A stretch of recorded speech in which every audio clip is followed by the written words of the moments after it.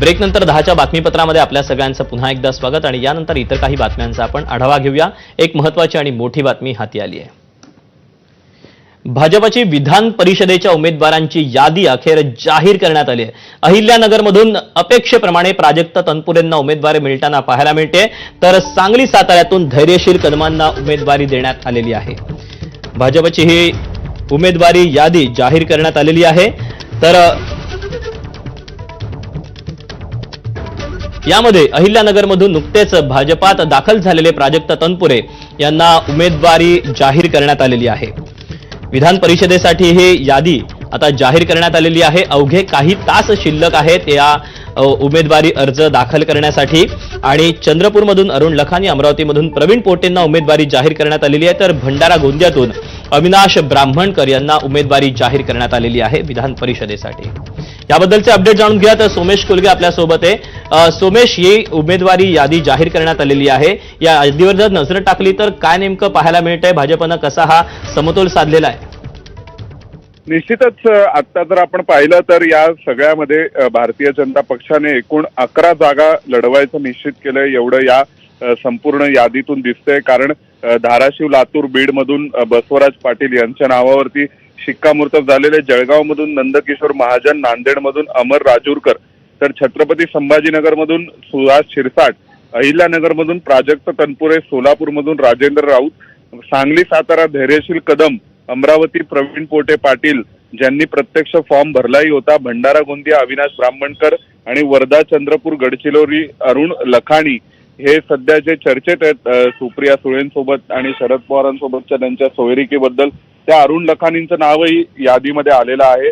आणि त्याशिवाय आपण आता पाहतोय की एकूण 11 जागा भाजप लढवणार हे निश्चित झालेलं आहे। कारण भाजपने 11 जागांवरती उमेदवार जाहीर केलेले आहेत आणि यापैकी प्रवीण पोटे पाटील असतील, बसवराज पाटील असतील, त्यानंतर मग अनेक अरुण लखानी असतील, या सगळ्यांची नावं, अहिल्यानगरमधून प्राजक्त तनपुरे असतील, या सगळ्यांना तर यापूर्वीच एक प्रकारे भाजपकडून ग्रीन सिग्नल मिळाला होता आणि त्यांनी आपापल्या बाजूनी एक अर्ज भरण्यासाठी आणि कागदपत्रांची तयारी केलेली होती। फक्त काही अन्य जागा आहेत, उदाहरणार्थ सांगली साताऱ्यावरती धैर्यशील कदम यांना संधी दिलेली आहे भारतीय जनता पक्षाने, भंडारा गोंदियामध्ये अविनाश ब्राह्मणकर यांना संधी दिलेली आहे, धाराशिव, लातूर, बीड मधून कोण असणार या ठिकाणी अशीही चर्चा होती, परंतु बसवराज पाटील यांनाच भाजपने संधी दिलेली आहे, जे भाजपचे तिथले जुने कार्यकर्ते आहेत।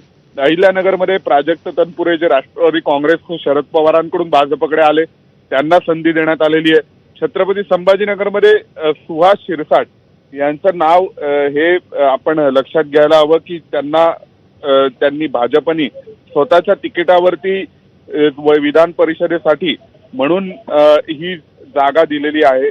आणि त्याशिवाय आता आपण पाहतोय की एकंदरीतच भाजप नेमकी किती जागा लढवणार याबाबत जी साशंकता होती ती दूर झालेली आहे आणि भाजपने 11 जागांवर उमेदवार दिलेत। त्यामुळे आता शिवसेनेच्या वाट्याला 4 जागा येतील, भाजप 11 जागा लढेल आणि 2 जागा राष्ट्रवादी काँग्रेसकडून लढवल्या जातील। विशेष म्हणजे याच नावांवर चर्चा आजच्या बैठकीमध्ये होणार असंही म्हटलं गेलं होतं आणि पंतप्रधान नरेंद्र मोदींच्या निवासस्थानी केंद्रीय गृहमंत्री अमित शहा, नितीन नवीन, जे.पी. नड्डा यांच्या उपस्थितीत खुद्द देवेंद्र फडणवीस देखील या बैठकीला आलेले होते आणि या बैठकीत या नावांवर चर्चा झाली असंही म्हटलं गेलं। विधान परिषदेच्या नावांवर खरं तर यापूर्वी देवेंद्र फडणवीस म्हणाले होते की दिल्लीत चर्चा होणार नाही, परंतु ही विधान परिषद इतकी महत्वाची ठरली की थेट पंतप्रधानांच्या निवासस्थानी या विधान परिषदेच्या उमेदवारांच्या नावांवर चर्चा झाली असेल तर ही खरोखरच खूप महत्वाची निवडणूक आहे भारतीय जनता पक्षाच्या दृष्टीने, असं आपण म्हणू शकतो। परंतु त्याशिवाय जर आपण पाहिलं तर महायुतीमध्ये भाजपचा रोल हा किती डॉमिनंट असेल, शिवसेनेसाठी भाजप किती जागांचा त्याग करेल, अशा वेगवेगळ्या ज्या चर्चा रंगलेल्या होत्या त्यात आपण एक गोष्ट लक्षात घेतोय की शिवसेनेला 4च जागा दिलेल्या आहेत, म्हणजे शिवसेनेची जी मागणी होती 5 जागांची त्यापेक्षा 1 जागा कमी शिवसेनेला मिळालेली आहे आणि राष्ट्रवादी काँग्रेसलाही एकंदरीतच जो फॉर्म्युला ठरलेला होता महायुतीचा त्यानुसारच हे घडताना सध्या पाहायला मिळत आहे। 11 जणांची यादी जाहीर करण्यात आलेली आहे बीजेपीकडून, त्यामुळे आता अर्थातच शिवसेना आणि आता राष्ट्रवादीकडून कोण याची उत्सुकता मात्र ताणली गेली। तुर्तास सोमेश, धन्यवाद दिलेल्या माहितीबद्दल। अधिकचे अपडेट जाणून घेत राहू।